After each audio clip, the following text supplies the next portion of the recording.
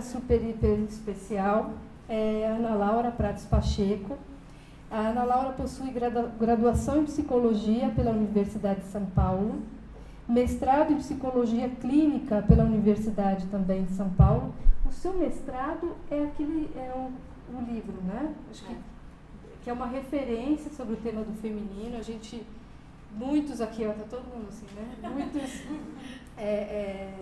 já estudaram e leem, e a gente usa muito aqui na clínica, né? Doutorado em psicologia clínica pela mesma universidade e pós-doutorado em psicanálise pela UERJ.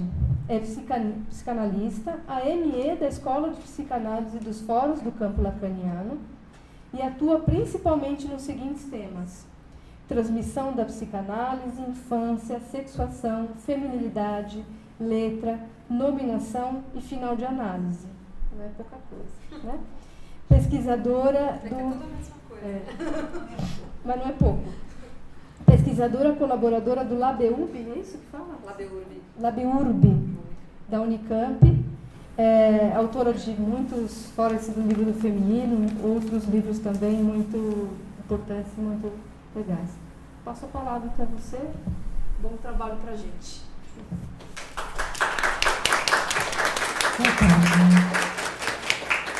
Bom, eu estou muito contente de estar aqui, pela amizade que eu tenho pela Cibele, por vários de vocês, tantos anos, né, de estrada juntas.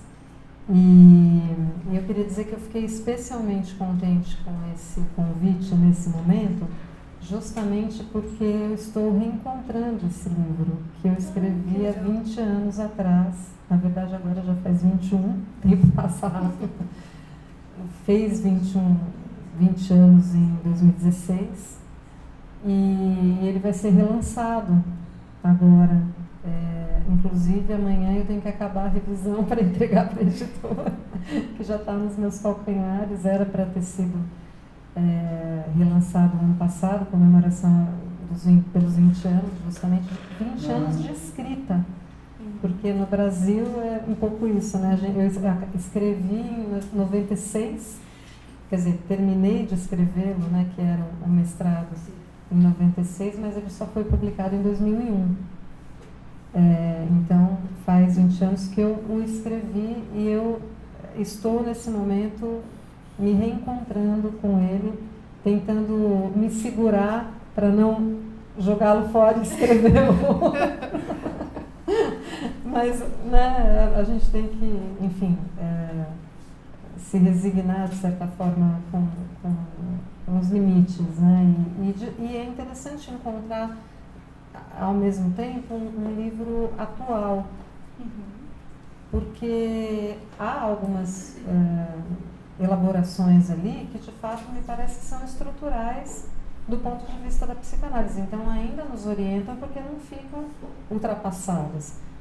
Embora é preciso atualizar as questões, tendo em vista o debate atual, que avançou muito nesses 20 anos. Principalmente, eu diria, o debate com o movimento feminista, com a teoria queer, né? Abriu-se um campo de conversa que talvez há 20 anos atrás no Brasil ainda estivesse um pouco tímido. Nesse sentido é que eu fico com vontade de reescrever o livro, não tanto pelas articulações psicanalíticas que estão ali. Ao mesmo tempo, pelo fato de eu estar às voltas com um reencontro com esse livro, com essa escrita, etc., eu decidi falar sobre isso na nossa jornada interamericana do Campo Lacaniano, que vai acontecer no Rio de Janeiro, em setembro, que chama justamente Sexuação e Identidades. Esse tema foi escolhido justamente tendo em vista a atualidade do tema e a importância de nós, psicanalistas, podermos falar sobre isso. É uma jornada interamericana, mas ao mesmo tempo é o nosso encontro nacional também, vocês estão convidados, inclusive. E eu decidi falar novamente sobre essa questão do feminino e fui convidada pela comissão científica para fazer o que a gente chama de prelúdio, ou brincando um pouco com o tema, preliminares. E pensando um pouco sobre o que eu ia falar nessas preliminares, talvez alguns de vocês tenham visto, eu me reencontrei com uma canção do Gilberto Gil. E, inclusive, eu fiz uma preliminar um pouco fora do comum para uma psicanalista, porque em vez de eu escrever um texto, eu cantei. Talvez vocês tenham visto, até circulou aí, que é uma paixão que eu tenho também, a música, já faz muito tempo, e anterior até à psicanálise, né? Mas eu queria falar para vocês, eu não vou cantar agora, depois quem sabe até a gente pode cantar, mas eu queria falar para vocês a letra dessa música do Gil, que eu achei interessante. Até o Antônio Quiné falou: nossa, como você foi ousada, porque você cantou uma música que já era subversiva, sendo cantada por um homem, que é o Gil, e cantada por uma mulher deu um outro sentido. E justamente eu quis cantar essa música porque eu acho que ela faz todo sentido em termos do que eu quero transmitir para vocês da posição da psicanálise em relação à mulher, justamente ao ser dita por uma mulher e não por um homem. Então eu falo a letra dessa música em primeira pessoa. Um dia vivi a ilusão de que ser homem bastaria, que o mundo masculino tudo me daria do que eu pudesse ter, que nada. Minha poção mulher, que até então se resguardara, é a poção melhor que trago em mim agora, é o que me faz viver. Quem dera pudesse todo homem compreender, ó mãe, quem dera, ser o verão, o apogeu da primavera e só por ela ser. Quem sabe o super-homem venha nos restituir a glória, mudando como um Deus o curso da história por causa da mulher. Inclusive é muito interessante porque tem a questão da causa aí, né, no final, que eu acho que é justamente aquilo que nos toca em termos da psicanálise, a mulher como causa, né? Então, introduzo essa fala com essa bela letra do Gilberto Gil, Por Causa da Mulher. Na verdade, a música chama Super-Homem a Canção, mas o meu trabalho vai chamar Por Causa da Mulher. E inclusive, vou também aproveitar para falar uma outra coisa. Primeira vez que eu estou tornando público isso, eu vou fazer 50 anos esse ano. Isso é público, porque basta olhar a minha data de nascimento. Mas eu resolvi fazer um show. E o meu show vai se chamar também Por Causa da Mulher. Então eu estou pesquisando uma série de músicas e tal, que tem a ver com essa questão. Então foi super oportuno o convite. Você não sabia de nada disso? Não sabia de nada disso. Mas eu fico feliz de alguma maneira ainda ser reconhecida como alguém que tem essa questão como uma linha de pesquisa, né? Que de fato sempre me orientou na psicanálise. E é interessante porque essa ideia de inclusive, fazer o meu mestrado sobre esse tema, o livro se chama Psicanálise e Experiência Psicanalítica, mas o meu mestrado se chamava A Mulher Não Existe? Um ponto de interrogação, um estudo sobre a feminilidade, não sei o que lá, esqueci o subtítulo. Esse é o livro, mas o mestrado chamava A Mulher Não Existe? Ponto de interrogação. E eu tinha escolhido esse tema para estudar justamente por conta de um mal-estar. Eu fazia na época um grupo de estudos sobre Freud com o Alejandro Viviani, no final dos anos 80, acho que nós começamos esse grupo, se não me engano, acho que em 87 ou 88, por aí. e o tema do grupo era Complexo de Édipo. Então nós líamos todos os textos do Freud sobre o Complexo de Édipo, passamos anos lendo esses textos, e ao me deparar com a questão que o Freud colocava sobre a diferença do Édipo do menino e da menina, necessariamente caímos na tal da inveja do pênis, né? Que é um pouco o calcanhar de Aquiles da teoria freudiana sobre a sexualidade feminina.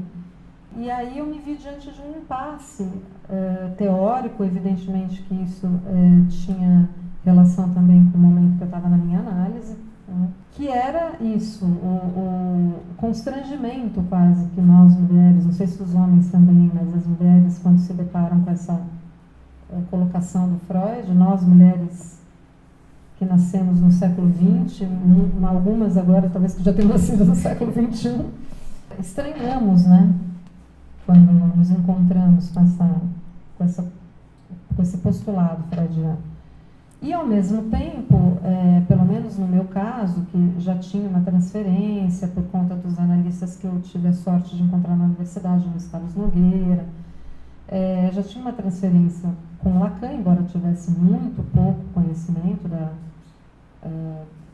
de leitura mesmo lacaniana, mas não me convencia a alternativa vigente à época, que era, por exemplo, a posição da Melanie Klein ou de outros psicanalistas da IPA que se colocavam, se opunham à ideia do Freud a respeito da inveja do pênis, mas usando argumentos biologicistas, fundamentalmente. A grande observação, a grande crítica que eles faziam a Freud é que não tinha o menor respaldo biológico aquilo que o Freud estava colocando.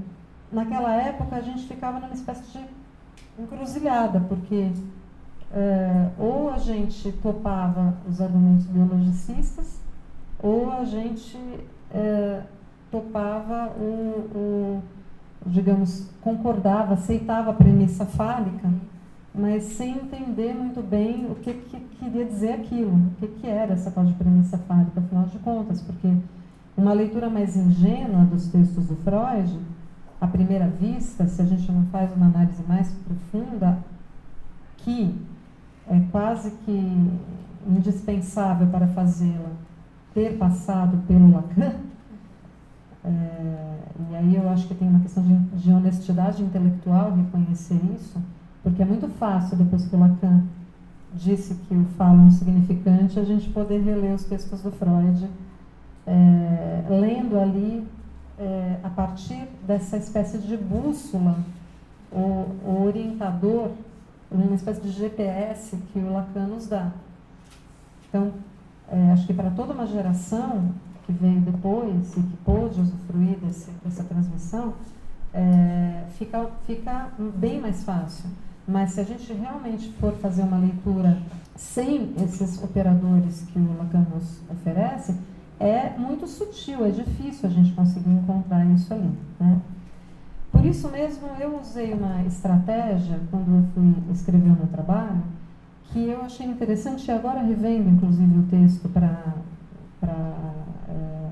nova edição, isso foi alguma coisa que eu gostei de encontrar ali. Me dá um pouco de aflição, eu confesso para vocês que eu fico um pouco angustiada, porque eu vou lendo o capítulo do Freud, eu vou falando, gente, mas as pessoas leram isso antes de chegar no Lacan, como que fica, né? Mas, ao mesmo tempo, eu acho interessante, foi uma estratégia interessante, porque eu digo ali que eu vou apresentar um Freud freudiano. E se é que isso é possível, a gente sabe que isso é um artifício, a gente não tem mais, não adianta, ninguém mais vai ter uma leitura do Freud sem o Lacan. Mas eu quis apresentar, de fato, os problemas, paradoxos, contradições, dificuldades, até anacronismos que a gente encontra numa leitura do Freud. E, de fato, é muito interessante, porque, vejam, a primeira coisa que o Freud coloca, e que, inclusive, hoje está super atual, por exemplo, em relação ao debate que está ocorrendo em vários países da Europa, na França, na Itália, e que está chegando de alguma forma aqui no Brasil também, e na América Latina, de maneira geral, que é a questão da possibilidade ou não de casais homoparentais poderem, homoeróticos, né, em relações homoeróticas, homoafetivas, poderem adotar crianças. E a gente sabe que tem psicanalistas que têm se posicionado contrários a isso, com às vezes algumas colocações muito surpreendentes para nós, justamente encontrando respaldo numa colocação do tipo, e isso é literal, saiu inclusive na imprensa na Itália, uma fala dessa natureza, dizendo como é que o menino vai se encontrar com a castração materna se ele não puder ver a vagina de uma mulher e, por exemplo, uma criança filho de 2 homens, de um casal homossexual masculino. Então, ele não vai ter complexo de Édipo, ou não vai lidar com complexo de castração e, portanto, vai provavelmente ser um perverso, um psicótico. Colocações desse tipo. Então, se a gente para numa primeira leitura do Freud, na qual realmente o Freud colocava toda a questão a respeito do complexo de castração, fundamentando essa questão na ideia de ver ou não ver, né? Vocês lembram que o Freud, num primeiro momento, coloca as coisas nesse plano?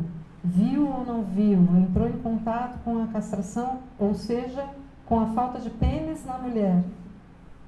E aí, então, fica angustiado, porque, no caso do menino, fica com medo de perder o pênis, e no caso da menina, se perguntando por que ela não tem, se vai nascer, se vai crescer, até que finalmente ela tem que fazer um luto, e aí ela fica revoltada com a mãe, porque então se ela não tem é porque a mãe não deu, e aí então é que ela vai se voltar para o pai. E aí estaria a volta a mais do complexo de Édipo feminino em relação ao masculino, porque a menina teria a mãe como um primeiro objeto, tanto quanto o menino, e essa volta a mais que ela dá em relação ao pai é tributária dessa decepção que ela tem com a mãe, pelo fato de que a mãe não teria dado para ela o pênis que ela... Então, a gente fica numa primeira leitura que parece realmente muito dependente das experiências que essa criança pode viver numa família que é fundamentalmente, em primeiro lugar, a família burguesa do século XIX ou começo do século XX, papai, mamãe, filhinhos. Muitas vezes o Freud fala do nascimento do irmão como algo também fundamental. E a dificuldade que nós encontramos aí, teórico-clínica, eu diria, é que, em primeiro lugar, o Freud sempre sustentou que o complexo de Édipo é universal. Aliás, ele sempre foi muito enfático em relação a essa posição ética de que quem rejeita o complexo de Édipo não é mais psicanalista. O complexo de Édipo seria, digamos assim, aquele ponto sine qua non da psicanálise, sem o qual não. Aquele ponto em que, ou seja, se você rejeita o complexo de Édipo, você não pode se dizer, que é o caso do Jung, que é o caso do Reich, né? E assim por diante. Outros psicanalistas que questionaram o complexo de Édipo vão fazer outra coisa, né? Então, se o complexo de Édipo é universal, como é que a gente poderia sustentar essa universalidade em alguma coisa tão frágil e tão cultural, e tão historicamente datada como é a família burguesa? Por outro lado, se a gente tenta inscrever essa universalidade em algo biológico, necessariamente a gente recai num paralelismo, porque na natureza existem 2 sexos. XX e XY, que é necessário para que haja reprodução sexuada.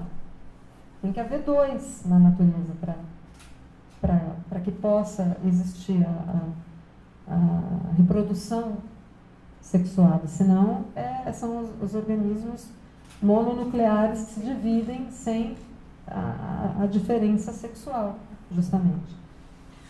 Então, necessariamente, a gente recai num biologicismo, não é? Fundamenta essa universalidade num biológico, quase como se fosse algo inerente à espécie, só que aí nós necessariamente criamos 2 substâncias, o masculino e o feminino, ligado aos gametas e ao fenótipo, digamos, correspondente a esse genótipo, né? Que foi o que aconteceu com os psicanalistas ali contemporâneos a Freud, desde Ernest Jones, né? Depois todos os kleinianos. Houve um debate muito interessante nos anos 30, no próprio interior da IPA, da International Psychoanalysis Association, onde estavam ali os analistas, a primeira, a segunda geração. Inclusive, eu consegui ter acesso a esse material na biblioteca, que tem aqui em São Paulo, da Sociedade Brasileira de Psicanálise. À época, esses textos não tinham traduzidos ainda para o português, eu precisaria até ver se eles já estão traduzidos. Mas todas as psicanalistas ali contemporâneas, a Ellen Deutsch, a Josine Miller, a Karen Horney, que depois o Lacan retoma, a própria Melanie Klein, o Ferenczi escreveu sobre isso, o Abraham, o Ernest Jones, que chega inclusive a propor que poderia haver um complexo de Electra, né, que seria correspondente ao complexo de Édipo, porque, de fato, se você recai no biológico, você precisa recuperar o paralelismo absoluto entre o que eles chamavam de desenvolvimento sexual feminino e desenvolvimento sexual masculino. O interessante é que o Freud sustenta a contradição até o fim, né? Então, é muito curioso, porque a premissa fálica, que é o ponto talvez mais que mais contradiga o embasamento biológico da psicanálise do ponto de vista do Freud, porque, de fato, a premissa fálica é profundamente antibiológica. Não existe fundamento biológico para a premissa fálica. Não é? Não tem aonde você fundamentar na biologia a suposição de que você tem apenas uma parte do corpo de um dos sexos para orientar o desenvolvimento sexual de ambos, né? Ao mesmo tempo, Freud até o final sustenta a disposição bissexual como algo inerente da sexualidade humana. Então, vocês vejam que é alguma coisa que, se a gente for analisando os textos e fazendo esse percurso, a gente vai observando que existe uma contradição entre o bi e o mono, né? Tem uma disposição bissexual, mas existe apenas um representante psíquico para a sexualidade, que é o falo, o qual, em relação ao qual ambos os sexos têm que se posicionar para poder constituir a sua posição sexual. Essa espécie de contradição que talvez tenha gerado um certo empuxo a um ou a ter que escolher, né? E os pós-freudianos aí talvez tenham escolhido a disposição bissexual e aberto mão do complexo de castração, ou reservado o complexo de castração, como dizia o Jones, apenas aos meninos, tanto que o Jones propõe substituir o complexo de castração pela frustração e privação. Daí, inclusive, toda a conversa do Lacan no Seminário 4, para quem conhece, aquele, inclusive, isso, mas aquele quadradinho, né, que o Lacan faz, o esqueminha que ele faz castração, frustração, privação, ele está conversando com esse texto do Jones e respondendo ao Jones por que o complexo de castração é sim universal, tanto para meninos quanto para meninas, porque o Jones tinha proposto fazer uma divisão complexo de castração só para os meninos, porque como é que as meninas poderiam se sentir ameaçadas de castração se elas não têm pênis? Então as meninas teriam medo muito mais de perder o amor, né? Porque elas são privadas de pênis, né? Então é muito interessante a gente acompanhar essa espécie de empuxo, como eu estava dizendo, de alguma forma ter que decidir ou ficar com uma coisa ou ficar com a outra, sendo que me parece que o mais interessante dos textos do Freud é justamente a maneira como ele vai sustentando isso. Inclusive, ele chega no final da obra dele, que o testamento dele, que é Análise Terminável e Interminável, de 1937, deixando isso em aberto, né? Colocando ali, o que era uma mulher? O Dark Continent, como ele chamava, aquilo que ainda não está explorado, né? Que ainda deixa mistérios, e que tem um enigma, e que ele reconhece que não teria conseguido dar conta da questão da mulher. Embora ele sustente ali, em 1937, que existe um irredutível que é o complexo de castração, ameaça de castração para o menino e a inveja do pênis para a mulher. Quer dizer, até o final ele sustenta a questão da rocha da castração, como ele chamava, como um ponto limite para as análises dos homens e das mulheres, né? Tem algumas coisas só que eu queria observar, acho que aí tem muitas coisas que a gente pode conversar, mas tem duas que eu acho muito importantes e que eu acho que foram muito caras ao Lacan, e o Lacan foi muito perspicaz ao observar esses dois pontos e a partir daí fazer a leitura que ele faz, né? Um deles é que o Freud muda a posição em relação a essa questão do viu ou não viu o pênis, viu ou não viu a vagina, a menina sabe ou não sabe que tem vagina desde pequena, ou só depois de passar pelo complexo de Édipo que ela vai poder erotizar a vagina, e tem a ver com o final do complexo de Édipo da menina, porque tinha isso também, né? O Freud falava que a menina não erotizava a vagina, né? Porque ela não sabia que tinha a vagina, né? Que era uma coisa que deu muita polêmica também em relação às psicanalistas mulheres, principalmente. A Josie Miller, inclusive, apresenta um caso clínico de uma criança que traz na análise fantasias de penetração e tal, querendo dizer, olha, as meninas sabem que tem... E como é que você vai sustentar que a menina rejeita uma parte do próprio corpo, que ela não tem sensações erógenas numa parte do corpo que é dela? Uma coisa é o menino, né, não saber que ali tem um buraco, digamos. Outra coisa é a própria menina que tem o buraco não sentir o buraco, né? Então eles caíam nesses meandros, inclusive da masturbação, se a menina punha o dedo, não punha o dedo, enfim, né? Ficava nessa coisa mesmo ali fenomenológica, né? E tem algo que o Freud vai dizer um pouquinho mais para frente, que é o seguinte, que na verdade não se trata de um desconhecimento, mas se trata de um não querer saber. Então, isso parece pouco, mas é uma sutileza muito importante, porque tem uma operação de negação do feminino. Tem uma operação de negação da falta. Tem um não querer saber disso. Não é uma questão de viu, não viu, conhece ou não conhece, né? Sentiu ou não sentiu, é uma questão de algo, né, que inscreve ali um não representável e que é negado, né?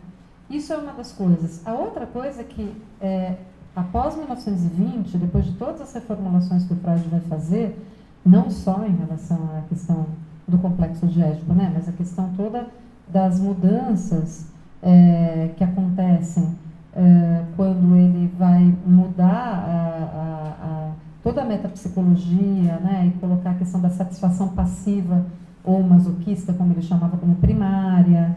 E aí isso obriga ele a reformular toda a concepção a respeito da angústia, porque ele achava que a angústia era angústia de castração e era uma consequência do complexo de castração. Depois ele muda, né, e ao contrário, ele coloca a angústia como causa da castração, né?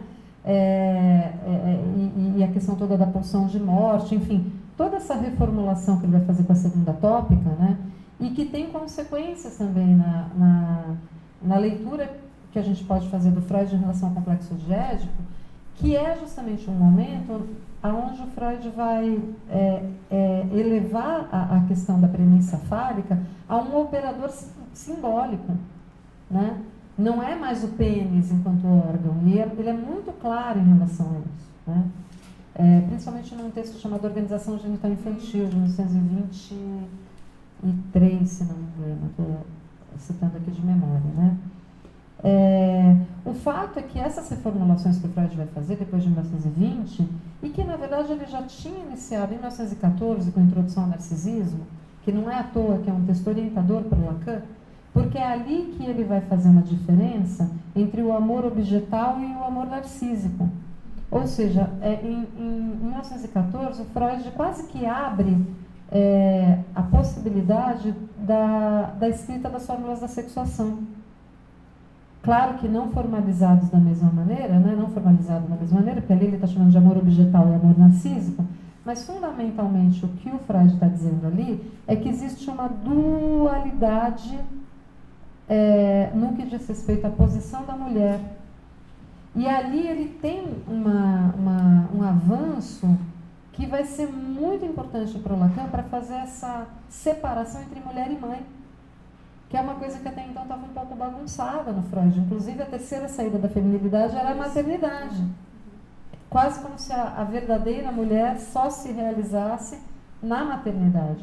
Só que no texto Introdução ao Narcisismo, Freud tem uma frase que é praticamente a escrita das fórmulas da sexuação, na qual ele diz que a mulher, quando é mãe, realiza os dois tipos de amor, porque ela tem que se colocar como objeto, ou seja, o tipo de amor na relação amorosa com o homem é narcísico, ela é amada, né? Então ela não é o sujeito, digamos, ela é o objeto, Freud diz, mas na relação com o filho ela é o sujeito. Então ela exerce a modalidade de amor que o Freud chamava de amor objetal.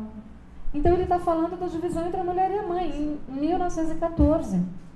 Né? Ele está praticamente escrevendo aquilo que o Lacan, depois na nota sobre a criança, vai falar, né? Que a criança dá à mãe aquilo que falta ao sujeito masculino, essa frase super repetida lá da nota sobre a criança, que fala já dessa divisão. E a gente sabe que nas fórmulas da sexuação, quando o Lacan vai escrever o lado homem e o lado mulher, claramente ele diz, né? A mulher, enquanto mãe, enfim, enquanto sujeito, tá tão do lado do homem quanto qualquer um, né? Um dia vivia a ilusão de que ser homem bastaria, né? Todos somos homens nesse sentido. O sujeito barrado é o universal, né? A partilha do sexo não se dá por essa via. Por exemplo, quando Lacan fala do sujeito do inconsciente, quando Lacan fala da montagem da fantasia enquanto gramática pulsional, né? Quando Lacan fala de atravessamento da fantasia no final de análise, quando ele fala de uma posição histérica ou uma posição obsessiva no que diz respeito à questão da localização do objeto, e por aí vai. Ou quando ele fala da inscrição ou não do nome do pai no campo do outro, é homem ou mulher esse sujeito que pode ou não rejeitar o nome do pai, que monta uma fantasia histérica ou uma fantasia obsessiva, que atravessa a fantasia no final da análise, que escolhe uma modalidade privilegiada de uma versão de objeto para localizar e fixar na sua montagem fantasmática, por exemplo, o olhar e a voz. O olhar é masculino ou feminino? A voz é masculino ou feminino? O nada é masculino ou feminino? As fezes, o seio é masculino ou feminino? Não tem. Não é à toa que lá no Seminário 20 ele vai dizer que o objeto A é o objeto assexuado. Né? Curiosamente, a montagem da fantasia é unissex. Porque não é por essa via que você vai, de alguma maneira, dizer, a não ser que você caia em algo muito difícil de sustentar, que é a tal da coisa de associar masculino com ativo e feminino com passivo. Mas o próprio Freud dizia que os homens têm fantasias passivas,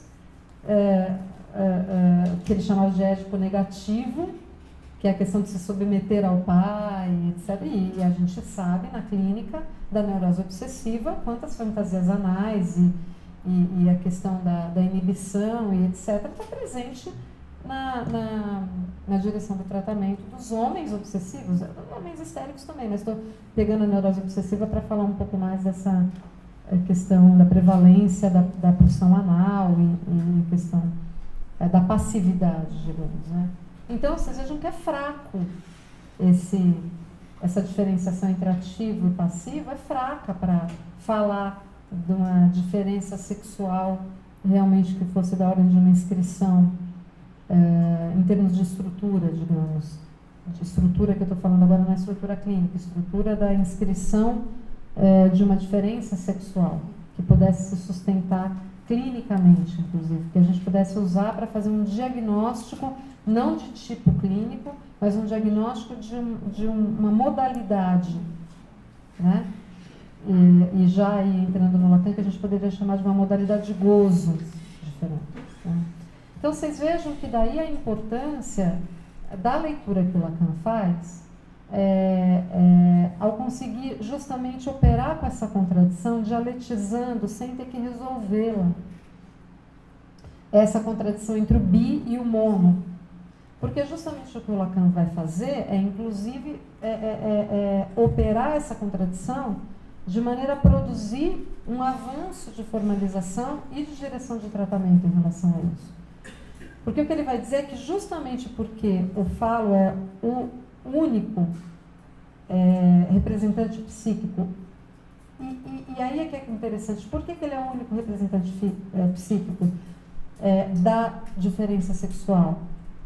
Porque é artificial mesmo, porque não é natural, porque não é biológico, porque é da ordem do significante.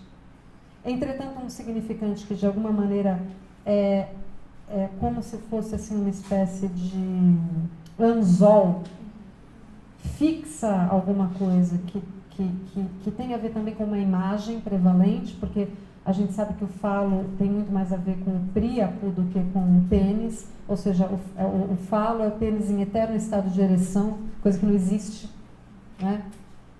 Então, ele tem a ver com uma imagem, né? Que inclusive é um deus, né? Dos latinos, né? E em várias outras culturas, enfim, orientais também, etc. Né? Sempre o membro ereto, né? O que coloca, o que traz em questão toda algo muito interessante também sobre algo que a gente fala pouco, que é a sexualidade masculina, né? Inclusive uma coisa que o Lacan depois vai trabalhar e que é muito interessante clinicamente, que é a questão da função da detumescência e a angústia do homem em relação a isso. E é extremamente paradoxal isso, porque o gozo masculino, se vocês me permitem um pequeno parêntese para falar da sexualidade masculina, o gozo masculino, ele provoca a detumescência, né? Então, um pênis em eterno estado de ereção é um pênis sem gozo. Né? Não tem gozo aí. O gozo fálico, que a gente fica falando, mas o gozo fálico, isso que a gente precisava falar para as feministas, entendeu? A gente precisa conseguir falar isso para as feministas e para nós que somos feministas psicanalistas, né? Isso precisa estar claro, que é o falo enquanto significante, enquanto operador simbólico da construção da diferença sexual artificial, como, diga-se de passagem, tudo no ser humano é artificial, inclusive parto, né? Não tem parto natural, é parto artificial, seja lá hoje, que parto for, sempre é artificial. Uma coisa é a gente criticar a indústria de cesariana, a desumanização, blá, blá, blá, blá, blá. Outra é falar que tem parto natural, né, gente? Não tem parto natural no ser humano, né? Nada é natural no ser humano, não tem comida natural, não tem alimentação natural. Não tem, né? A gente pode comer uma alimentação saudável, sem agrotóxico, mas não natural, né? Enfim, porque nós rompemos com a natureza nesse sentido. Nós somos seres de linguagem. Então, a nossa sexualidade tampouco é natural, né?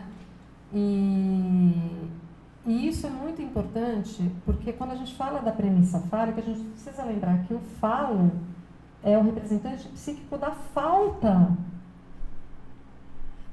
Ele não representa a potência, ele representa a falta no psiquismo, né? É essa a grande sacada do Lacan, né? O falo é alguma coisa da ordem de uma significação. Não é à toa que ele tem um texto chamado A Significação do Falo. E entre parênteses, ele coloca ali Bedeutung, que é um termo do Frege, que é um lógico, né? Que escreve um texto muito importante para a história da lógica chamado O Sentido e a Significação. A significação, na verdade, é uma tradução ruim, né? Porque, na verdade, aí o Frege estava falando da referência. Então, o falo é uma referência construída artificialmente para, de alguma maneira, marcar alguma coisa da ordem daquilo que falta. É isso que fala no nosso inconsciente, digamos, né? E o Lacan vai dizer que é justamente porque essa marca desse significante é única essa marca, é justamente porque essa marca é única, é que é possível falar no bi. Ou seja, o bissexual tem a ver, na verdade, com dois modos de gozo, né? E é essa complexidade dessa lógica absolutamente subversiva, inclusive logicamente subversiva, porque vocês vejam que se a gente tomar disposição bissexual e premissa fálica como contradição, pela lógica clássica, a gente teria que decidir um ou outro. E justamente o que o Lacan faz, nas fórmulas da sexuação, é dizer, não é um ou outro, é um e outro. E é contraditório, mas é contraditório apenas pela lógica clássica. Se a gente pensar numa outra lógica, que hoje em dia a gente sabe que existe, inclusive chama lógica paraconsistente, né? Porque a lógica consistente é aquela que não aceita a contradição. Por isso chama paraconsistente, porque são sistemas lógicos que aceitam a contradição e operam com ela. A própria dialética, de alguma maneira, fez isso, né? Então, a questão é o E. E aí, isso abre todo um campo para a gente pensar a questão da inscrição feminina, muito interessante. Em primeiro lugar, de certa forma, nós avançamos em relação às dificuldades do Freud com a anatomia, porque a gente precisa reconhecer que o Freud dizia que havia consequências psíquicas da diferença anatômica entre os sexos, ou seja, a diferença anatômica é causa, e essa causa traz consequências psíquicas, porque quando Freud fala o édipo do menino, blá, blá, blá, blá, blá, blá, o édipo da menina, blá, blá, blá, blá, blá, blá, parece que menino e menina já está dado a priori. Ao mesmo tempo, se a gente colocar será menina C e será menino C, a gente está dizendo que não está dado a priori, não é uma consequência psíquica da diferença anatômica. Mas, ao contrário, independente da diferença anatômica, propriamente dita, a maneira como cada um vai se posicionar diante desse que é a inscrição fálica, vai fazer com que se inscreva um modo de gozo ou outro modo de gozo. É completamente diferente de você pensar assim, inclusive clinicamente. Vejam que aí tem uma questão muito interessante, porque não é que a anatomia não importe, porque senão a gente estaria tirando o corpo fora, literalmente, né? A anatomia importa como importa o corpo, de uma maneira em geral, como esse corpo vai ser erogenizado, como esse corpo vai ser tomado pelo outro, não é? Como esse corpo vai ser mordido, banhado pelo significante, e como essa anatomia vai ser simbolizada, quais são os ditos que essa anatomia vai ser acolhida e mexida, poderíamos até dizer, para horror, talvez, de alguns, hoje em dia, manipulada, né? Porque a anatomia da criança não deixa de ser manipulada pelo outro. Isso não quer dizer que o outro vai fazer um assédio sexual e mexer nos órgãos genitais da criança. Mas não tem como não entrar em contato com os genitais do bebê, né? Se fala deles, se toca neles quando se cuida, né? Enfim, isso faz parte dos cuidados, né? Não tem como deixar de fora, né? Então, a gente muda completamente a concepção, porque não é que a anatomia está excluída desse complexo processo, né? De inscrição num determinado modo de gozo. A questão é que isso é incalculável, né? Não tem como você saber como o corpo de cada um vai ser marcado por uma experiência de gozo. Essa que é a questão, né? E a maneira como cada um vai se posicionar diante desse significante que vai construir uma diferença sexual, né? Então, eu acho que a partir do Lacan, a gente pode abrir uma conversa muito mais frutífera, inclusive com os movimentos, né, LGBT e que conversam a respeito dessa questão do gênero, porque, de fato, há um avanço muito importante, primeiro, de radicalizar essa desbiologização, né, inscrevendo a sexualidade no nível da linguagem, mas, ao mesmo tempo, não sem o corpo, não sem a imagem e não sem, finalmente, a questão do gozo. Né? Porque, no fundo, do que nós estamos falando é de uma modalidade de satisfação que sempre é singular, sempre é sem par. Né? O falo não faz par. Então, tem sempre alguma coisa que vai escapar da possibilidade de unificação, digamos assim. E isso é que é difícil para todos nós, independente de onde nós nos inscrevamos aí, em termos da sexuação, né? Acho que a consequência, né, mais importante para isso é a seguinte, é que a questão do feminino, a partir daí, ela se coloca como algo fundamental, tanto para homens quanto para mulheres, né? Porque, de fato, o que a gente recolhe na clínica, e eu sempre digo isso, acho uma coisa muito importante, o psicanalista não tem que decidir, nem que falar, nem que dar pitaco sobre como cada um goza. Né? Não é o psicanalista que vai falar se fulano goza assim ou goza assado. Né? É ao contrário, a gente tem que escutar no divã como cada um goza. Então, o dia que a gente escutar no divã um jeito de gozar novo, nós vamos ser os primeiros a concordar com a Judith Butler de que tem N mais uma maneiras de gozar. Só que até hoje, pelo menos no meu divã, não apareceu mais do que duas. A toda fálica e a não toda fálica. Então, há, de fato, analisantes que experimentam um gozo ancor no corpo. E esse gozo costuma ser muito angustiante, porque ele vai contra aquilo que o Lacan chamava de semblante. Ele não afirma nada, ele não reafirma nada. Muito pelo contrário, ele é disruptivo, porque ele é fora da linguagem. Então, ele é uma experiência. Muitas vezes uma experiência angustiante, inclusive. Enlouquecedora, às vezes. Aliás, isso faz com que muitas mulheres evitem esse gozo a ponto de desenvolverem uma frigidez. Não é à toa que todos os problemas da histeria muitas vezes remetem aos problemas da sexualidade feminina. Só que o problema dos meninos não é menos sério, porque mesmo eles não experimentando esse gozo no corpo, embora não esteja proibido ter uma anatomia masculina e experimentar o gozo porque não tem nada a ver com a anatomia, mas aqueles meninos, que eu estou chamando de meninos independente da anatomia, ou seja, tem meninas também que nunca vão experimentar um gozo e em nenhum lugar está escrito que é melhor ou pior experimentá-lo ou não, porque não se trata de uma questão de medir, como a questão do Tiresias, né?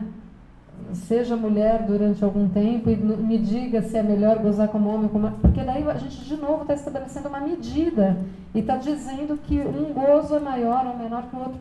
O gozo feminino, ele é sem medida, ele é desmedido. Não é questão que é maior, que é menor, que é mais, que é menos, justamente ele está fora disso. Ele está fora da contabilidade fálica, né? E como eu ia dizendo, então, os meninos, ou seja, todos aqueles que experimentam apenas um gozo fálico, que é um gozo fora do corpo, o problema deles não é menor. Porque com o que eles têm que se haver é com o héteros, ou seja, essa heteridade, essa estranheza, esse outro absoluto que ele não alcança, no parceiro amoroso. Não é à toa que a história da humanidade pode ser contada como uma história de tentar domar o feminino.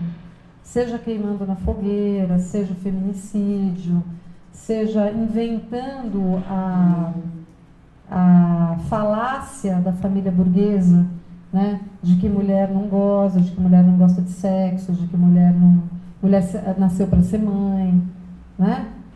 Ou então que tem dois tipos de mulheres, a santa e a puta, né? Enfim, são versões históricas ou culturais de tentativas de reduzir esse campo indeterminado do feminino e objetificá-lo, tornar a mulher um objeto literalmente. Porque o homem precisa tornar a mulher um objeto para poder usufruir desse objeto sexual na relação sexual. Mas isso não significa exportar essa objetificação, como para usar os termos do Freud, para a vida. Essa que é a dificuldade do homem, conseguir fazer essa transição da cama para a vida, né? Aliás, essa é a dificuldade de todos os seres falantes inscritos na diferença sexual.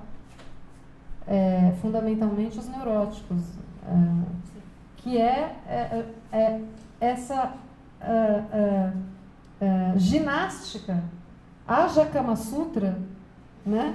Haja alongamento, haja forma física, digamos assim, rebolado, e aliás haja divã, né, para a gente conseguir transitar da cama para a rua e da rua para a cama, porque das duas ou a gente fica na rua, no laço da rua que eu estou chamando é laço social, né, e aí a gente não consegue fazer nada na cama, que é o que o Freud sacou. Os pacientes dele, né, podiam ser muito bem-sucedidos, podiam ser mães de família, terem filhos, serem profissionais na cama, como diz o Caetano, mas na hora da cama nada pintou direito. Não sou proveito, sou pura fama, né? Então, ou as pessoas eram pura fama e na hora da cama nada saía direito, ou, né, dar um jeito de fazer a coisa bem, se sair bem na cama, mas quer exportar para a rua, né, aquilo que só pode ser vivido na cama, por exemplo, fazer uma mulher de objeto. Você pode fazer uma mulher de objeto na cama, mas você não pode fazer uma mulher de objeto na rua, no trabalho. Então, né, você acabou de fazer a mulher de objeto na cama, dali a 2 minutos, ela não é mais seu objeto, ela é sua companheira, né? Estou falando do lado dos meninos. Do lado das meninas, você acabou de ter uma experiência ancor, né? Uma experiência quase que da ordem de uma epifania, disruptiva, né? E dali a 5 minutos tem criança batendo na porta falando: mãe!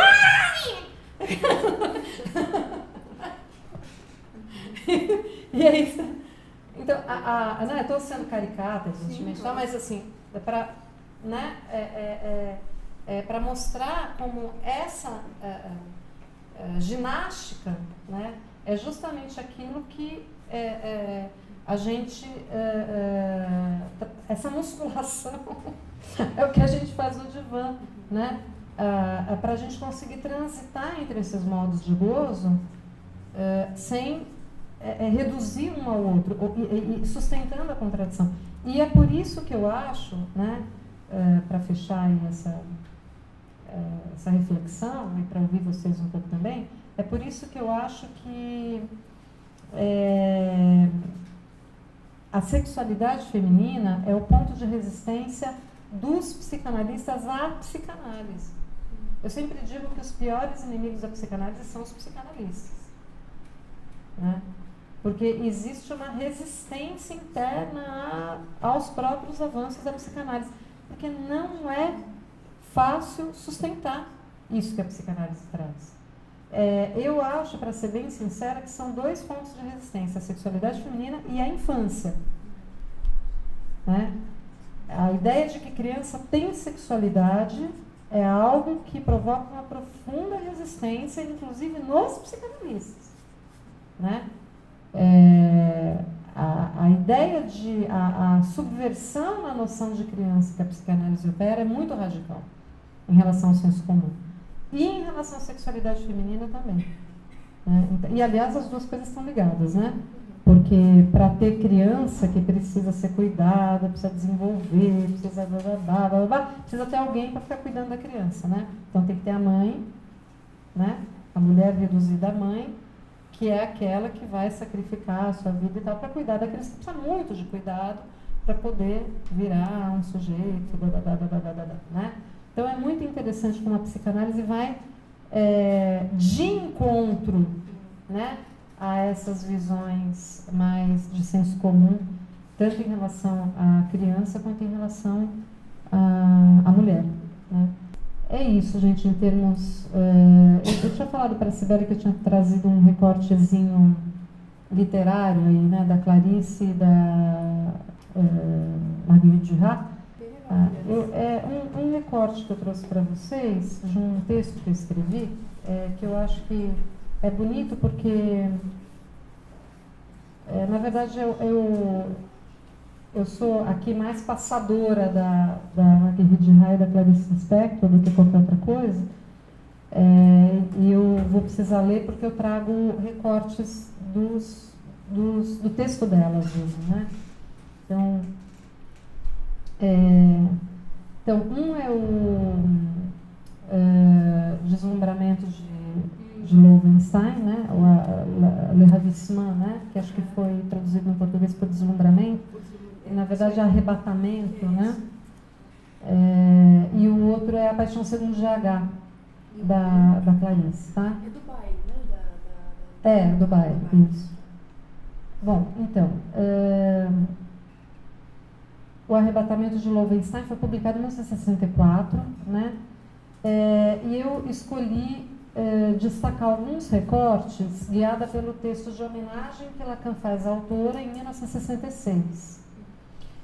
Lacan lê esse poema, Loewenstein, como uma cifra. Lo, asas de papel, V, a tesoura, e Stein, a pedra, como no jogo do Jockey Pô aqui no Brasil, tá? Que tem 3, né? Esse jogo, ele é uma das versões do Jockey Pô, uma das versões originadas do antigo jogo da morra, em latim. No francês, jeu de l'amour, que é homofônico a jeu de l'amour, o jogo do amor, né? Lá no seminário 24, l'ainsi que cède l'une de vie sai amour, né? Amor, ele volta com esse mur, né? Ele retoma essa homofonia que produz a polissemia entre o jogo de apostas e o amor, né? Jogando ainda por sua vez com o equívoco, o insucesso, o não sabido e o próprio inconsciente, né? O unbewusst, que é inconsciente em alemão, ele brinca unbewusst, né? Uma bobagem, e l'ainsi que c'est, o insucesso ou o não sabido que sabe. Então, o título desse seminário é todo uma... Né? Então, para aprender a cifra é preciso contar até 3. Saber, verdade e gozo. Saber, verdade e gozo. Essa tríade que o Lacan sempre volta a ela, né? Segundo Lacan, Marguerite Duras revela saber, sem mim, aquilo que ensino. É o artista quem desbrava o caminho do psicanalista. Seguindo suas pistas, encontramos em Loewenstein a transmissão do valor verdade da fantasia como a escrita da relação sexual impossível. Quem narra a história é aquele que é sujeito, embora não seja Loewenstein. A voz é de Jack Holt, uma das pontas do triângulo. A outra ponta é Tatiana, a amiga de infância, que presenciou junto com Lowe a cena que é rememorada durante todo o romance. Então eu vou ler um trechinho da Marguerite, tá? Aqui estão mescladas do começo ao fim, avisa Jack, a voz, 2 versões ao mesmo tempo. Uma irreal, que Tatiana conta, e outra que invento, sobre a noite do cassino de Tibit. Então, vocês vejam as 2 versões, uma é irreal e a outra eu invento. A partir daí, contarei minha história de Loewenstein. O aparecimento súbito de uma mulher num baile quando Lowe tinha 19 anos. O fascínio de seu noivo por essa mulher. O novo casal dançando a noite toda. Lowe, a terceira, arrebatada, olhando. E Tatiana, a amiga, testemunhando. Então você vê que a amiga testemunha ela olhando o noivo dançando com a outra no bar. A cena segundo a voz. A mulher estava só. Ele dirigiu-se para ela com uma emoção tão intensa que se ficava com medo só de pensar que ele pudesse ser rejeitado. Também Ló, em suspense, esperou. A mulher não rejeitou. Tinham caminhado para a pista de dança. Ló os tinha olhado. Durante toda a noite e a madrugada, o casal dançou como que hipnotizado. Ló, narra a voz, permaneceu o tempo todo no mesmo lugar onde o evento a tinha encontrado quando a mulher havia entrado, atrás das plantas verdes do bar. Quando o baile terminou e amanheceu, como que despertando de um sonho, Ló grita quando o casal passa diante dela. Assim que não mais os viu, caiu no chão desmaiada. Após o ataque no cassino, do escândalo provocado na cidade e da aparente loucura melancólica daí desencadeada, um dia Ló é salva, pelo menos é o que dizem, por um homem, Jean Bedford. Eles se casam e vivem durante 10 anos fora de sua cidade natal. Têm filhos e obedecem a uma ordem rigorosa, perfeita e feliz imposta por Ló. Após esse intervalo, eles voltam à cidade de origem. Tudo parecia igual, até que um dia, do jardim de sua casa, vê um casal que se beija. Aí a Marguerite já fala. Ló, em seu jardim, não tem certeza de ter reconhecido a mulher. Flutuam semelhanças em torno daquele rosto, em torno daquela atitude, do olhar também. Mas o beijo culpado, delicioso, que se deram na despedida, surpreendido por Ló, será que não aflora também um pouco a sua memória? Ela não procura mais saber quem reviu, aguarda. Após esse dia, começa a fazer longos passeios pela cidade e sua ordem é paulatinamente abalada. Escutemos a voz. Então era por isso que ela passeava, para pensar melhor no baile. O baile ganha um pouco de vida, treme, agarra-se ao LOL. Ela aquece-o, protege-o, alimenta-o. Ele cresce, sai de seu esconderijo, espreguiça-se. Um dia está pronto. Ela penetra nele. Penetra todos os dias. À luz das tardes desse verão, LOL não a vê. Penetra na luz artificial, prestigiosa do baile de Tibit. E nesse recinto, amplamente aberto apenas para seu olhar, recomeça o passado, ordena-o, sua verdadeira casa arruma-o. Da cena do baile, o que Lo retém é o que ela não viu. A mulher por quem foi substituída, sendo despida de seu vestido preto. Para Lo, narra a voz, não é imaginável que ela estivesse ausente do lugar em que aquele gesto ocorreu. Aquele gesto não teria ocorrido sem ela. Ela existe com ele carne a carne, forma a forma, os olhos selados em seu cadáver. Aquele gesto, sem ela para vê-lo, morre de sede, pulveriza-se, cai. Esse arrancar bastante lento do vestido de Anne-Marie Streeter, esse aniquilamento de veludo de sua própria pessoa, Lo nunca conseguiu concluí-lo. Um dia, Lo revê o homem do beijo, segue-o e eis que flagra o encontro do casal de amantes formado por Jack Holt e sua antiga amiga Tatiana, a testemunha da cena. Segue-os até o hotel nos arrabaldes da cidade. Localiza-se nos campos de centeio, diante da janela dos amantes. Um quadro. Lo vê. Ela sabe, diz a voz, que se não se estiver avisado de sua presença no campo, ninguém será capaz de descobri-la. Tatiana não vê a mancha escura no centeio. Lo consegue descobrir o endereço de Tatiana. Forja um encontro com a antiga amiga, inclui-se naquele quadro ternário que não pode prescindir da outra mulher. Quando fica a sós com Jack Holt, já seduzido e incluído na teia de sua fantasia, suplica-lhe que não deixe Tatiana. A voz diz, estamos presos em alguma parte. A voz narra o que teria dito Lo sobre o que precisa ver até o infinito. Seu quarto iluminou e eu vi Tatiana passar na luz. Ela estava nua sob os cabelos negros. A voz acrescenta, a nudez de Tatiana, já nua, aumenta em uma superexposição que a priva sempre mais do menor sentido possível. O vazio é estátua. O pedestal está lá, a frase. O vazio é Tatiana nua sob os cabelos negros. O fato. Poderíamos considerar a rememoração da cena do baile como uma lembrança encobridora?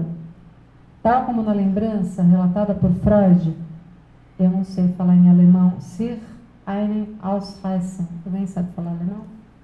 Enfim, do texto da lembrança encobridora, que quer dizer arrancar-se uma ou masturbar-se. O sentido último seria, então, a sexualidade recalcada? Sim, mas não somente.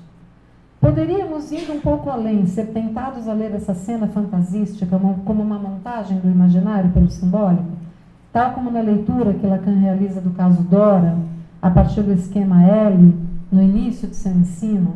Poderíamos montar a quadrilha a partir dessa construção? Lo como Dora, Tatiana como a senhora K, Jack Holt como o senhor K, e o marido de Lo, mas também o de Tatiana como o pai impotente da histérica? Estaria presente também aí a problemática da identificação com a outra mulher na histeria? Seríamos tentados, então, a exigir os giros dialéticos necessários para que Lo se implicasse em sua queixa de abandono? Mas Girard não faz Lo se queixar. Não, Lo não é Dora. Não somente. Seguindo os avanços de Lacan, seria possível ainda incluir nessa montagem da realidade o nome do pai enquanto quarto elemento na estrutura e o falo enquanto operador irredutível do verdadeiro desejo, sustentando a série de identificações e das escolhas objetais? O nome Loewenstein enquanto montagem gramatical articularia assim o nome Einstein, a stone, pedra, a rocha da castração? Sim, talvez fosse possível inventar um complexo diético para Law. Ainda mais que a outra do baile é uma mulher mais velha que quando chega está em companhia da filha adolescente.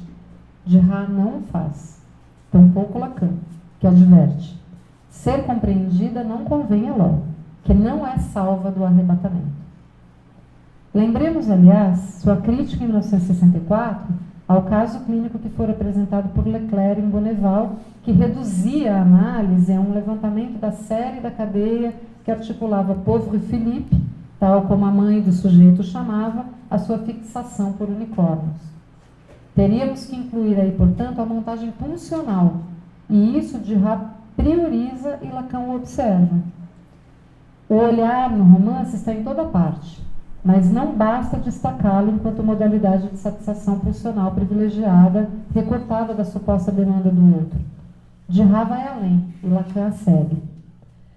O que se introduz ali é a heterogeneidade radical entre o sujeito e o objeto, a dimensão para além do saber, a verdade como causa do desejo, la jouissance.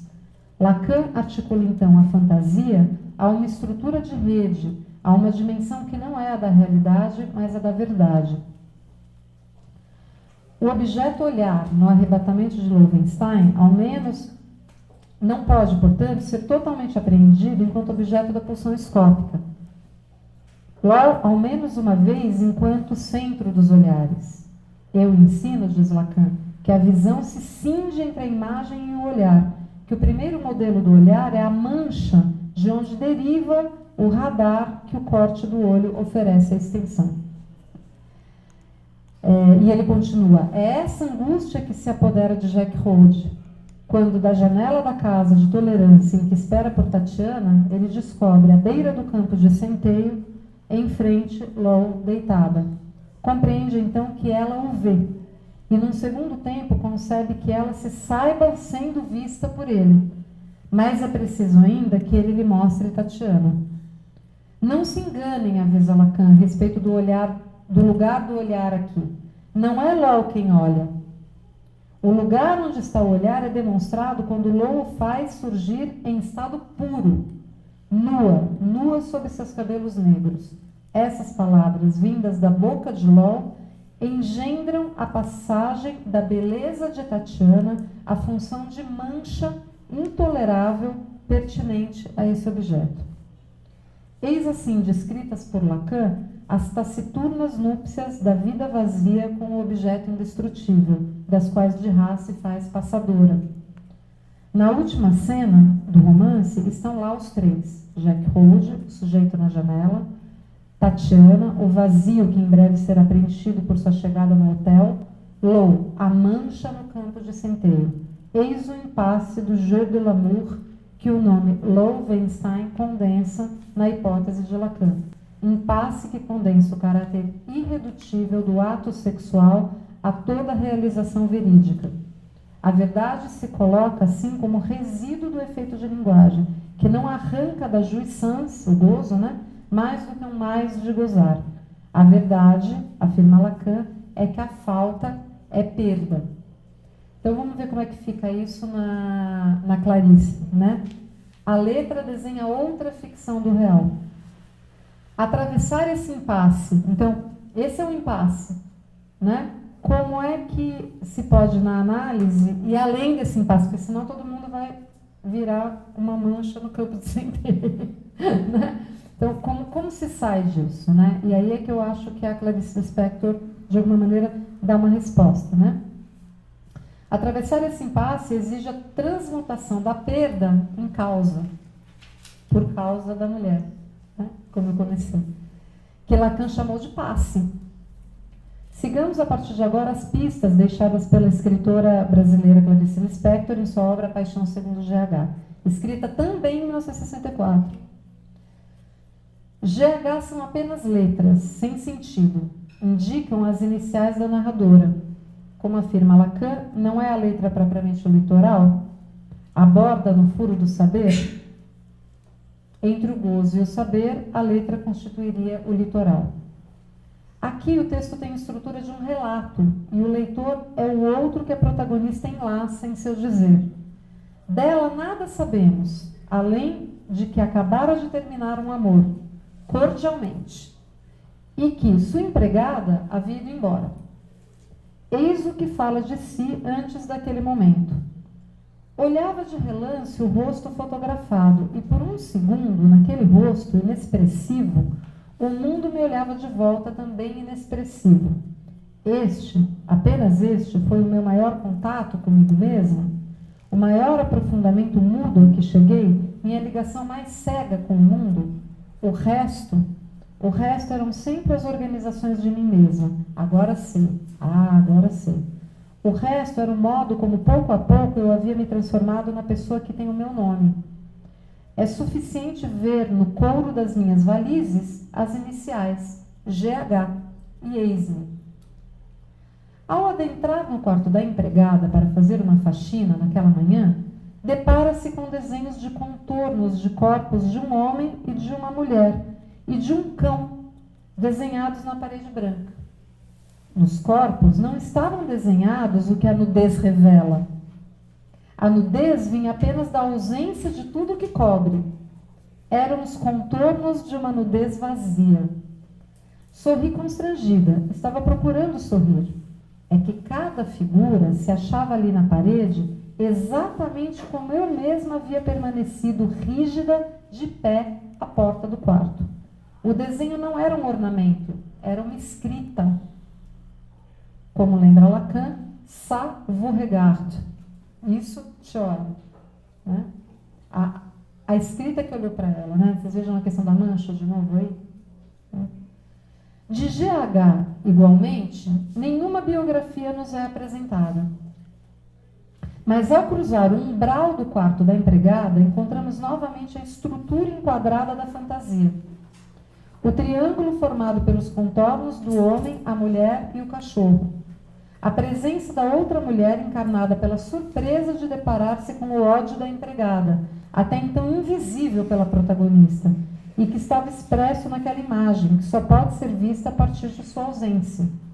E o cachorro, se pergunta a narradora, seria esse o epíteto que ela me dava? Antes do encontro inesperado, seu olhar ainda pousa sobre suas maletas velhas, empilhadas.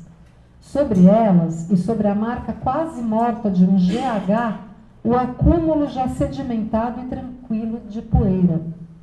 Como quarto elemento, o nome sustenta a fantasia e a presença do objeto olhar. Eis novamente o impasse. Então, acontece. Vocês sabem o que acontece, né? Há um encontro com a barata, objeto que sempre a repugnara. Dessa vez, entretanto, como que numa passagem ao ato, a mulher bate com força a parte do armário onde se encontrava a barata e a esmaga parcialmente. Uma espuma esbranquiçada sai de suas entranhas. Ei-la, a barata neutra, sem nome de dor ou de amor. Sua única diferenciação na vida é que ela devia ser macho ou fêmea. Eu só a pensara como fêmea, pois o que é esmagado pela cintura é fêmea. O escrito de Clarice é o testemunho dessa mulher após o encontro real com esse objeto estranho e disforme.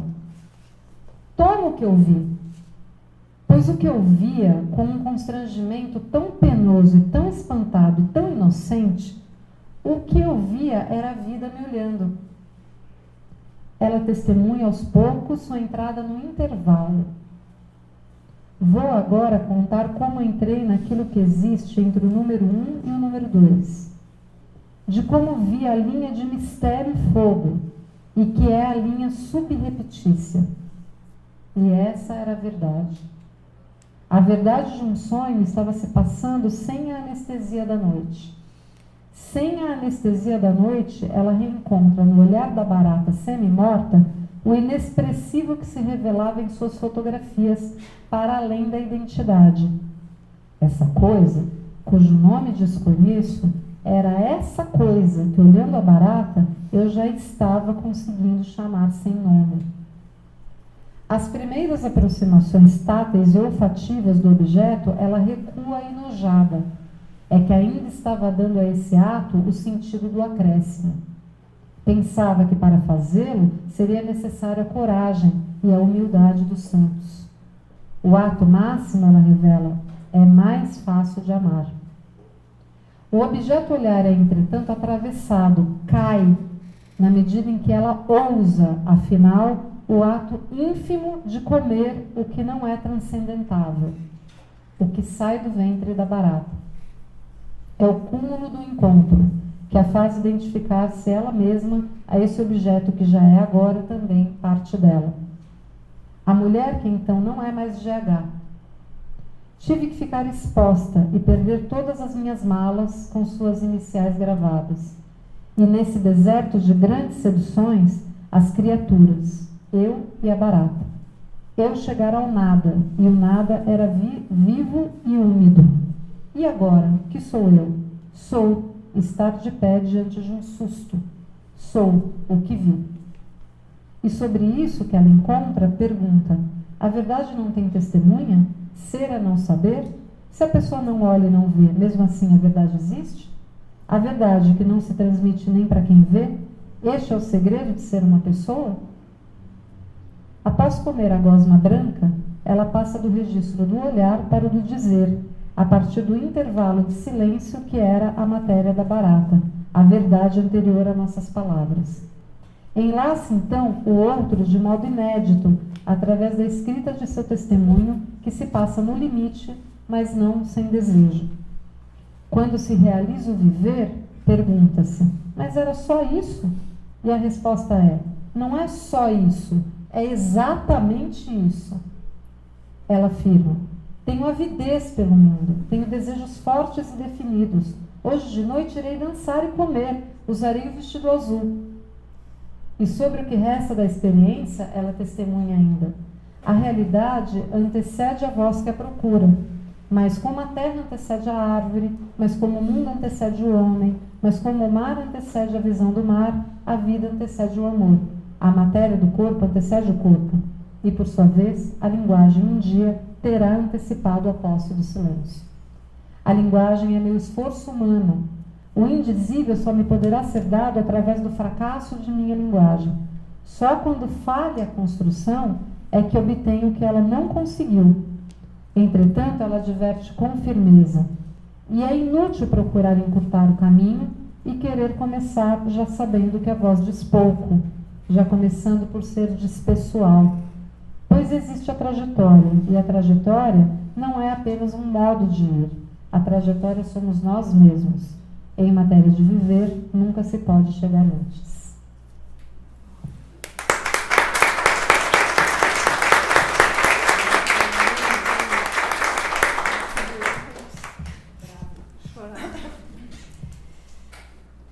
Perguntas, comentários. Memórias, crônicas e declarações de amor.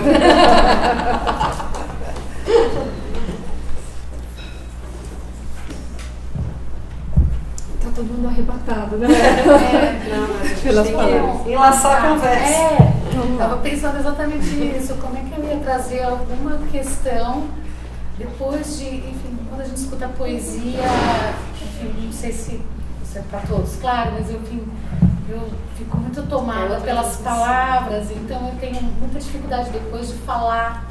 Não, pega no corpo, né? É, Sim, o afeto. eu fico com dificuldade. Eu também.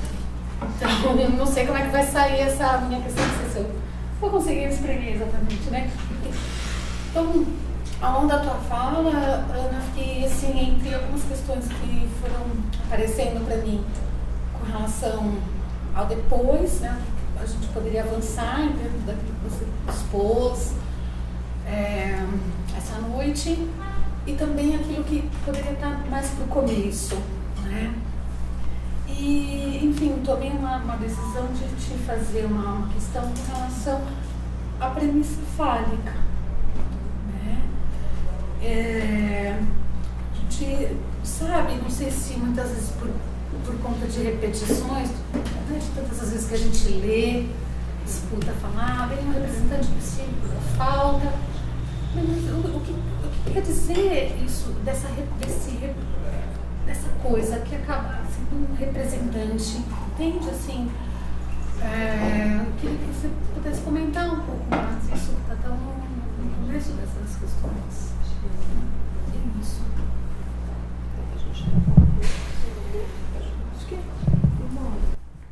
Então, eu acho que esse é um ponto sensível mesmo para toda a formalização e formulação teórica da psicanálise em torno da questão da sexualidade. E aí eu acho que tem duas vertentes, né? Uma delas é mais no sentido de um refinamento conceitual, que eu acho que a gente pode e deve fazer.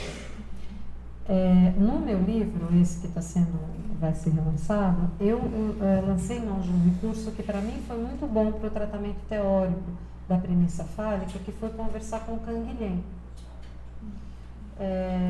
Tem um capítulo inteiro ali do livro em que eu retomo o normal e o patológico do Canguilhem para entender. Eu escolhi o Canguilhem porque na época eu estava estudando o Canguilhem, mas porque o Canguilhem estava ali também naquele contexto todo da época, né? E eu acho que houve, inclusive, uma influência no próprio Lacan, enfim. E o Canguilhem trabalha muito com a noção de norma. Ele vai atrás da concepção mesmo do que é norma, né? Ele tem um trabalho muito refinado em relação a isso. E o Canguilhem é o primeiro a dizer, inclusive antes do Lacan, que a exceção é que cria a norma. Né? Não é que se estabelece um conjunto normativo e depois, então, aquilo que sai desse conjunto. Então, por exemplo, é proibido fumar aqui dentro. Né? E aí, se alguém acende um cigarro, essa pessoa está indo contra essa norma e, portanto, é um transgressor. Né? Não, o Canguilhem mostra de uma maneira muito precisa, né, que vamos dizer, a exceção, aquilo que vai contra a norma e a norma, se fundam de um mesmo corte. Né? Então, a normatividade, ela sempre é uma tentativa de lidar com aquilo que... de lidar com a diferença, digamos assim. Né? Não é que o diferente é aquilo que, de alguma forma, se opõe ao normal, né? Mas o próprio normal é uma tentativa de criar um conjunto universo, a gente poderia falar já em termos de lógica, que Canguilhem não usa lógica propriamente dita, mas ele está fazendo lógica. E lógica para consistente, porque ele está operando o tempo inteiro com a contradição para falar da questão da norma e da exceção. Ele escreve praticamente o lado homem das fórmulas da sexuação no normal e patológico. Ele escreve, existe X, não φ de X, todo X, φ de X. O lado mulher ele não escreve, mas o lado homem ele escreve. E escreve tal como Lacan. Eu quase poderia dizer assim que o Lacan se inspirou no Canguilhem para fazer a escrita do lado homem. Né? Então, o que eu acho é que a norma fálica, né, ela é esse artifício da cultura. Né? Ela é esse artifício da cultura para criar um conjunto universo. Né? Nesse sentido, eu diria que ela digamos assim, corolária, né, ou corresponderia ao que a gente chama de discurso do mestre. Né? Que tem a ver com o governar. Né? Tem a ver com a dominação, de alguma forma, mas também com uma certa ordenação, mas também com o girar em círculos. Né? Agora, o que eu acho que a gente precisa começar talvez assim, mastigar mais, digerir mais, para ter mais na ponta da língua para poder conversar com os nossos interlocutores, é que isso na psicanálise não tem um valor positivo no sentido moral, como se nós, psicanalistas, fôssemos agenciássemos o discurso do mestre. Ou fôssemos porta-vozes da norma fálica. Acho que é aí que tem um equívoco. Por que não?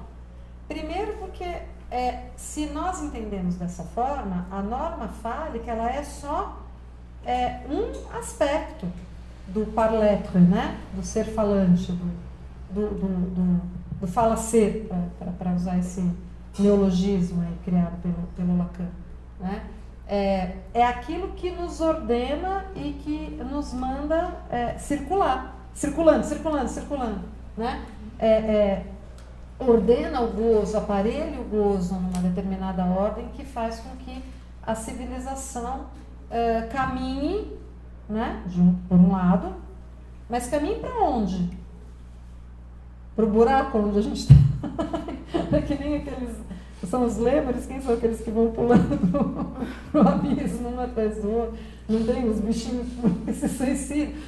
É isso, né? Então, o discurso do mestre não é, ou do Amo, né?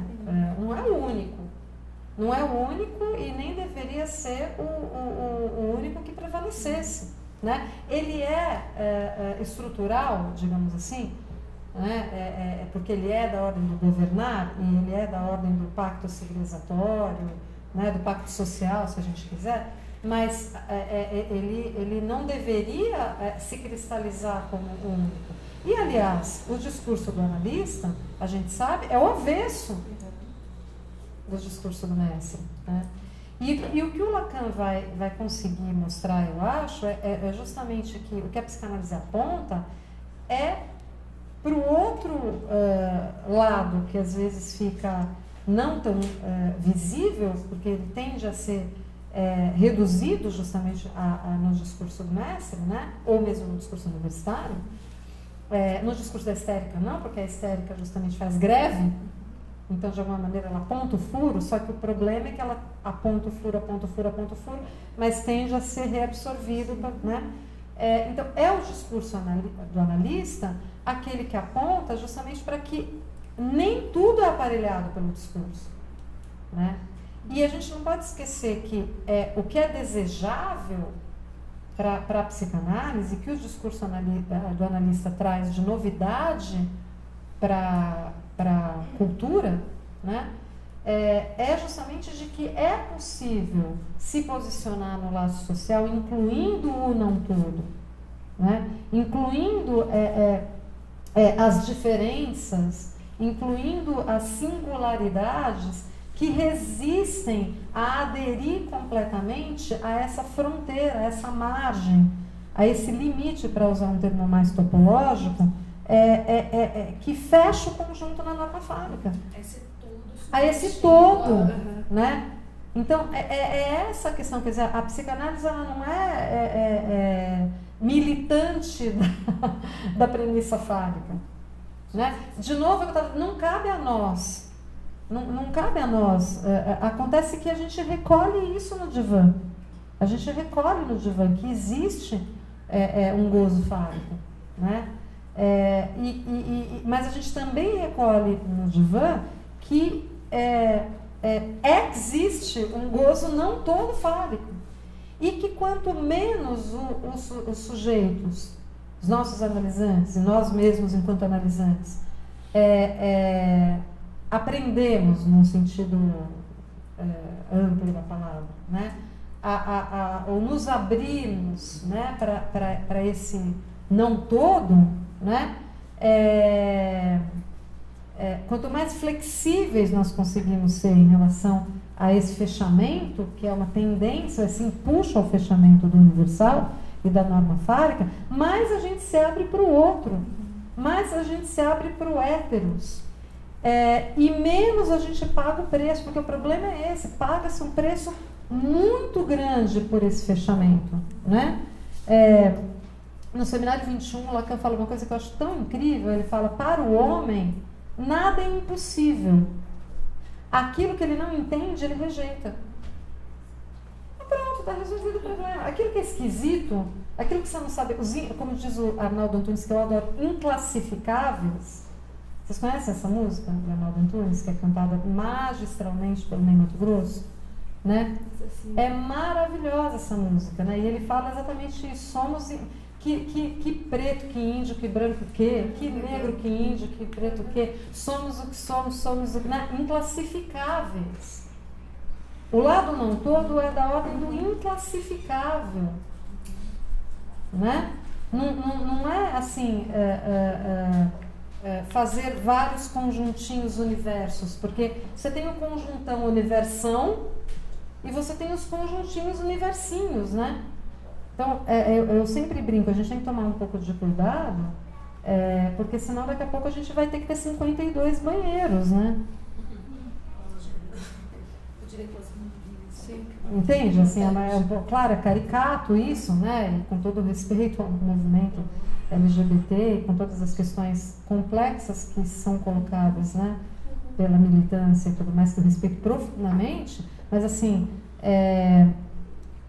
de fato, não sei se a solução está na política das diferenças, nesse sentido específico, né? De criar os universozinhos, né? Porque é isso, é uma tentativa de novo fechar de uma maneira paradoxal, né? Os particulares, e a gente não pode esquecer, o particular, ele nada mais é do que o subcaso do universal, diferente do singular. O singular é aquilo que resiste a ser reabsorvido pelo universal. Né? Então, a questão da premissa fálica, para mim, tem a ver com isso. Né? A gente precisa deixar claro que tem alguma coisa que é estrutural, né? Mas o estrutural não é só a premissa fálica. O estrutural é a premissa fálica, que é uma operação que é feita para tentar criar um universo e permitir uma organização que quase sempre, se a gente for freudiano, é fadada ao fracasso, inclusive, não é? Se a gente lê o mal-estar na civilização, tem alguma coisa que não cessa de não se inscrever. Tem alguma coisa. Quanto mais você fecha, mais essa coisa que não cessa de não se inscrever no conjunto universal vai ficar batendo na sua porta, porque não tem governo nem nunca terá. Como diz o Chico, né? Então, se você abre as portinhas, né, para deixar esses singulares, e isso que não tem governo nem nunca terá, entrar e sair, se você se abre para um todo, se você permite que isso faça parte, né, se essa zona de indeterminação, se esse intervalo, como diz a Clarice, ou como diz o Paul Valéry, a hesitação, né? Os interstícios, aquilo que as contradições, né? As oscilações, que não é procrastinação, que não é dúvida obsessiva, que não é ser ou não ser, that's the question, né? Que é uma zona de indeterminação. Quanto mais você se abre para essas zonas de indeterminação e procura e trata a angústia que isso provoca, fazendo com que essa angústia não seja paralisante, mas produtiva, né? Ou seja, quanto mais você acolhe essa ordem que é desordem, mas não desordem em oposição à ordem, se você cai no binarismo de novo, mas isso que por estrutura se recusa a ser de todo ordenável, menos isso volta pela porta dos fundos numa versão destruidora, que é o ódio, que é a guerra, que é a violência, porque isso vai voltar. E isso a psicanálise também ensina, acho que é isso que a gente precisa começar a repetir. A psicanálise não ensina só a premissa fálica. A psicanálise ensina tudo aquilo que a premissa fálica deixa de fora. Aliás, eu diria que a psicanálise principalmente ensina o que a premissa fálica deixa de fora. Né? Eu acho que é isso.